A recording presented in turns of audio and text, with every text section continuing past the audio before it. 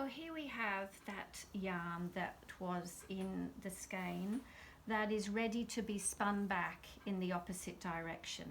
Just want you to take some note about this particular yarn and the stage that it's at. It's still hanging balanced.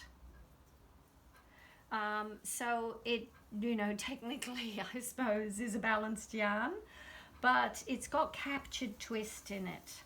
And what we're going to do by spinning it back in the opposite direction is to untwist these captured little kinks and to then give the smooth appearance that we all recognize as being a traditional yarn. And in this case, it will be a single. So I've popped it onto my yarn swift here and of course opened up the ties.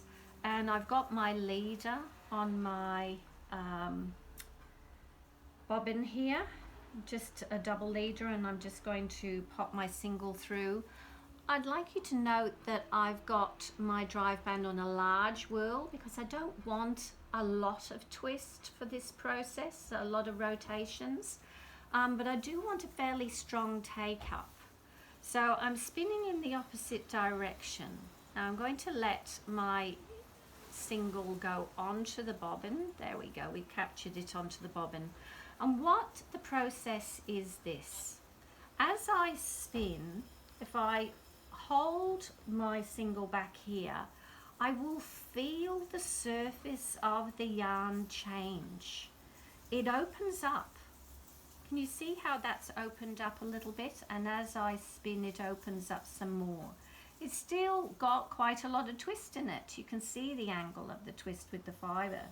So I'm opening it up and then all of a sudden it feels soft. The surface of the yarn feels soft, and I will let that go onto the bobbin.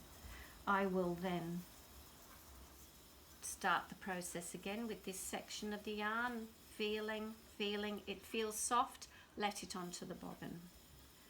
Opening up, feel it change. Still a bit of a rope here, still ropey, feeling it open up, and it's softened up, let it onto the bobbin.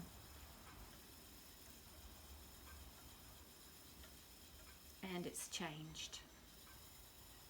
After a while, you'll find that you get a rhythm to it, and you'll know approximately how long to hold it back.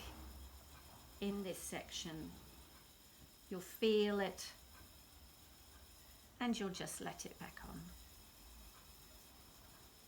But it's not falling apart. It's still got some twist in it, and the surface isn't fluffing out too much. Fine yarns always take a little bit more to soften up because you'll have put more twist into them. If this was a really thick yarn, the process would be a lot faster. And of course, if I do it as I would do it without showing or demonstrating, it's a lot quicker as well. There we go. And that's it. So what I will then do is skein this yarn again, tying it, and I would pop it into a sink of hot water.